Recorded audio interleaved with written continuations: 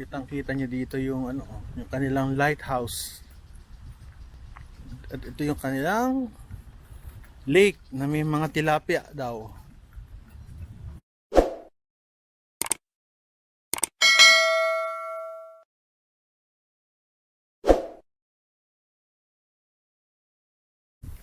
Meron sila rito ano, parang fountain. Walang tubig.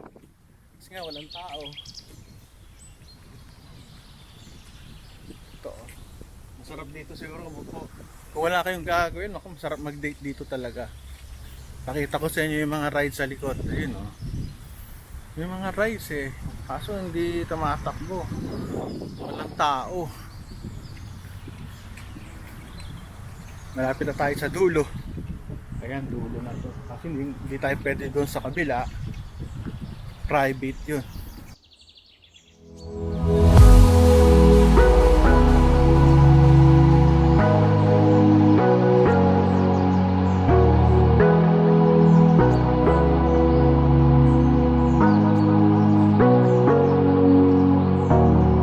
Sorry I kept you waiting forever and a day, but now we're out here together with nothing standing in our way. Can you feel the attraction? Feel the attraction. Can you feel it between us? This energy's inside us like electricity. Feel the love running through like electricity. Feel the love running through like electricity. Like electricity.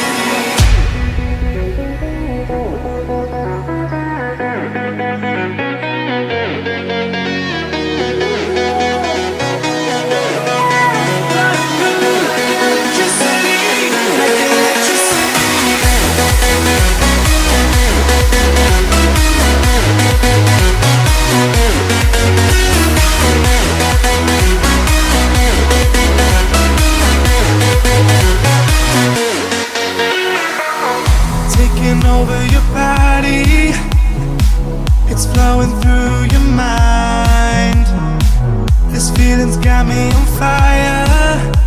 Don't ever leave it all behind. Can you feel the attraction? Feel the attraction. Can you feel it between us? This energy's inside us like electricity. Feel the love running through like electricity. Feel the love.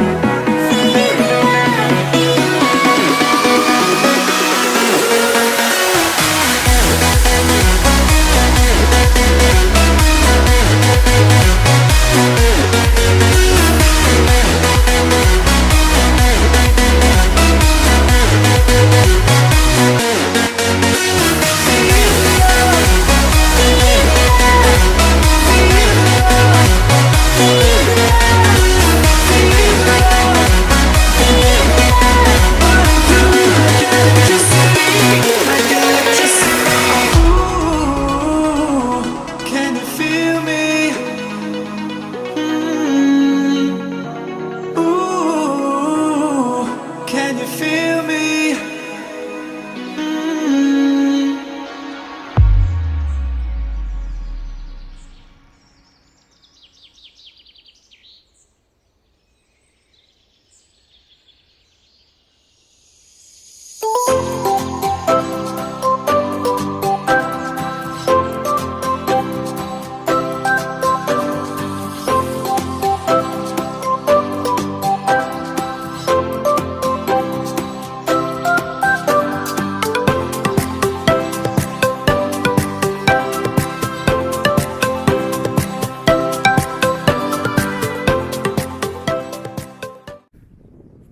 Lake and Events Management Office, boat rental mga 150-30 minutes, bike rental, fishing fee, meron pala 200 per person, picnic fee. Maganda rin yung nag-conceptualize tong resort na to o park na ito. Merong mga children's rides. Yung Caterpillar. Ito yung parang merry-go-round na umaangat. Ito, may mga boats pa rito. Sayang ano. Awawa naman yung nagano dito. Invest. Maganda ng bahay. Laki oh. Ang likod mo, lake. Maganda dito.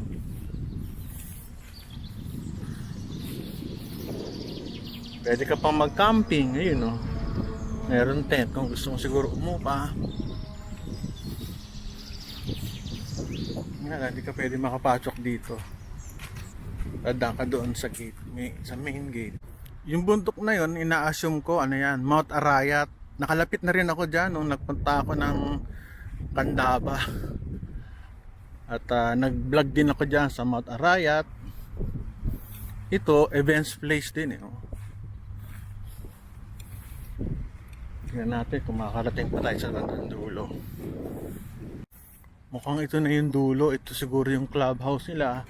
Dito mayroong mini pier. At yun, no, swimming pool. Mukhang hindi na tayo pwede dyan. Pero ang ganda ng swimming pool nila. Maganda itong lugar. Oh, may pier pa oh. Ayan. Kaya ayan, 360 degrees. Ay hindi, 180 lang. Ganda. Maraming puno at maraming ibon. Nakada tayo pabalik. Ayun yung lake ulit. Ako sa tingin ko ano lang ito eh, man-made.